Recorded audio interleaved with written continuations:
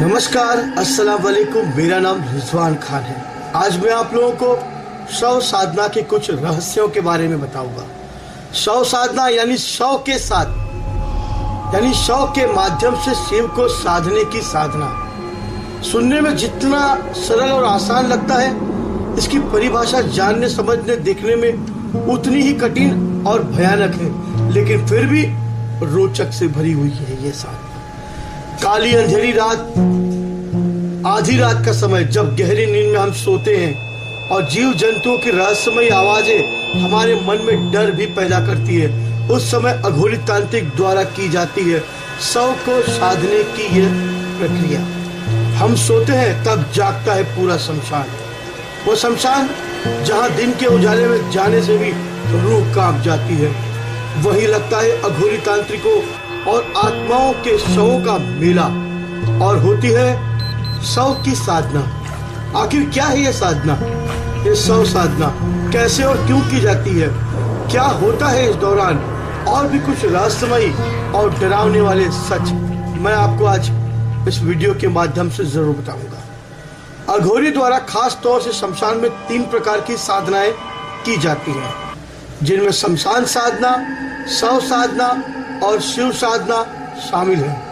प्रमुख रूप से इन साधनाओं को अघोरी प्रसिद्ध शक्तिपीठों जैसे कामाख्या शक्तिपीठ, तारापीठ, उज्जैन यानी महाकाल और त्र्यंबकेश्वर यानी नासिक, इन जगहों पर साधनाएं की जाती, क्योंकि यहाँ पर जितने भी शमशान है वो सब सिद्ध शमशान घाट है।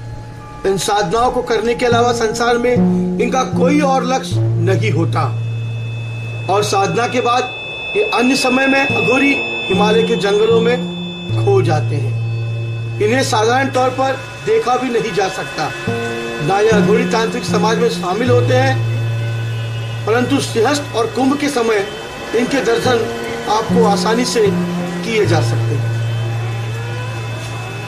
शव साधना का अर्थ है शमशान में स्वयं के शरीर की अनुभूति को शव के समान निःसत्व करके अपने उद्देश्य की मानसिक रूप से साधना करना है। अघोरी द्वारा की जाने वाली शमशान साधना में शमशान को जगाकर साधना की जाती है। कोई चिता जलती हुई छोड़ता ही नहीं, क्योंकि वह साधना कर पाए। चिता जब छोड़ के लौटते हैं तो उसे पूरी तरह जलाकर ही लौटते हैं। इस बुझती हुई चिता के पास बैठकर साधना करने का कोई अर्थ नहीं है, इसका कोई लाभ नहीं है, क्योंकि उस चिता में कोई शक्ति होती ही नहीं। यहाँ बैठकर इसके गुप्त रहस्यों को जानने के बाद ही होती है शमशान में शव साधना की सिद्धि प्राप्त। चिता की अग्नि में स्वयं के मृत शरीर को जलते हुए अनुभूत करके विदेह स्थिति में आने का ही भाव ही चिता साधना का मूल है। इस स्थिति में आने के बाद इष्ट सिद्ध ही का मानसिक जप किया जाता है। यहाँ यह भी जानना आवश्यक है कि शव साधना, शमशान साधना आदि अलग अलग प्रक्रियाएं हैं। इनके द्वारा किसी भी इष्ट, मंत्र या शक्ति की सिद्धियां प्राप्त की जा सकती है। शव साधना के लिए किसी शव का होना आवश्यक है। अघोरी यदि पुरुष है तो उसे साधना के लिए स्त्री के शव की आवश्यकता होगी, या पुरुष से भी वो अपना काम कर सकता है।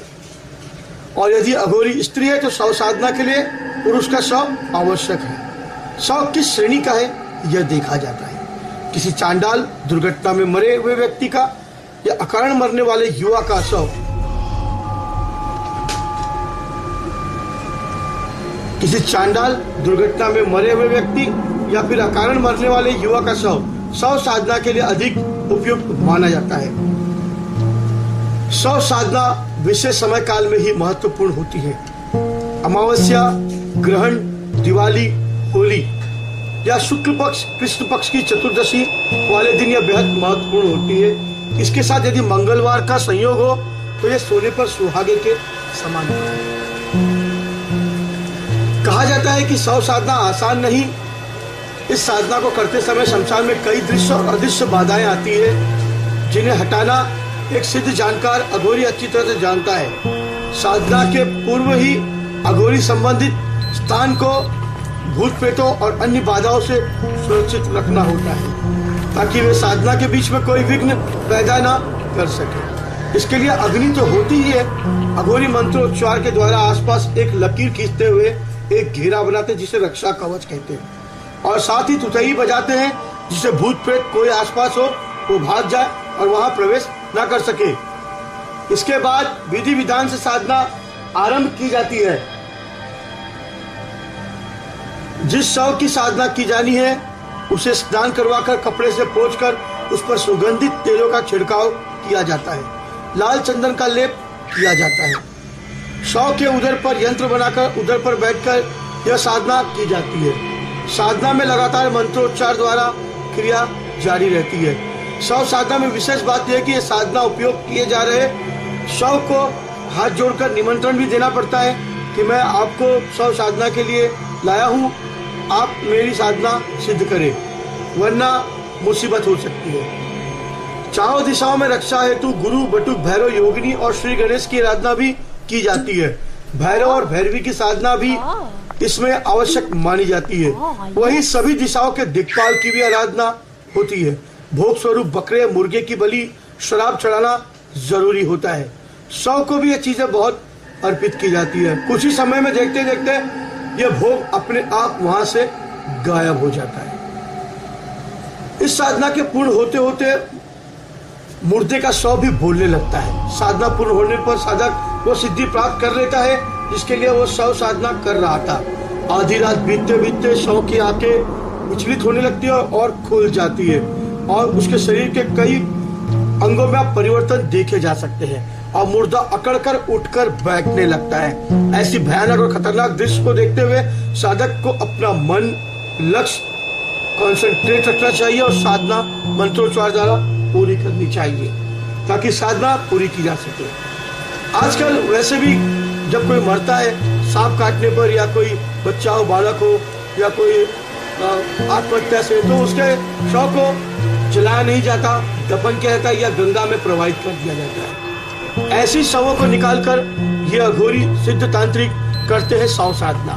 शव साधना आम व्यक्ति नहीं कर सकता। जब तक तंत्र की भाषा उसे नहीं आती है तब तक वो षटकर्म नहीं जानता या एक परिपूर्ण रूप से वो तांत्रिक नहीं बना तब तक शव साधना नहीं करनी चाहिए। शव साधना वाकई में खतरनाक है और बिना गुरु के यह साधना असंभव है। वैसे तो मैं ये कह सकता हूँ कि तांत्रिक, सिद्ध, अघोरी, ऋषि मुनियों के द्वारा ही साधना पहले हुआ करती थी। वैसे मैं इतना ही कहूंगा कि अघोरी तांत्रिकों के अलावा किसने सिद्ध किया है इस तंत्र को, जो आप लोग बाकी रह जाओगे। इसलिए मेरी आपसे यह अनुरोध है कि आप इसको विषय ज्ञान के लिए सुनिए कि शव साधना क्या होती है, किस लिए की जाती है और कौन करता है। यह आम आदमी के बस की बात नहीं है, केवल सुनने में ठीक है। शव साधना सीखने के लिए आदमी को अघोरी पंथ पर चलना पड़ेगा। बहुत सारे जीवन के अंदर कुछ त्यागना पड़ेगा। बहुत कुछ त्यागने के बाद तब जाकर वो एक अघोरी सिद्ध तांत्रिक बन सकता है। और बहुत सी ऐसी बातें हैं जो अघोर पंथ में आती है, सीखना पड़ेगा। शव साधना करने के बाद व्यक्ति तंत्र शक्ति का, अलौकिक शक्ति का बहुत बड़ा बादशाह हो जाता है। वो कुछ भी क्षण भर में कर सकता है।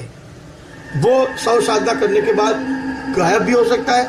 वो शव साधना करने के बाद यहाँ से वहाँ कहीं भी आवागमन तुरंत कर सकता है। वो अच्छा बुरा दूरों कर सकता है। वो कुछ भी कर सकता है। शव साधना करने के बाद व्यक्ति एक बहुत सिद्ध, सफल तांत्रिक बन जाता है। वैसे साधना सिर्फ अघोरी करते हैं, आपने सुना होगा, इसलिए मैंने इस वीडियो में पूरी तरह से बताने की कोशिश की है। अगर आपको यह मेरा वीडियो अच्छा लगा तो आप इसे लाइक और सब्सक्राइब जरूर करें। मैं ऐसी और भी ऐसे रहस्यों को, साधनाओं के रहस्यों को बताने की कोशिश करता रहूंगा। सब्सक्राइब का मतलब होता है मेरे साथ जुड़िए, ताकि आपको और भी मेरे वीडियो आपके YouTube पर, आपके मोबाइल पर मिलते रहे। जब तक के लिए नमस्कार, खुदा हाफिज।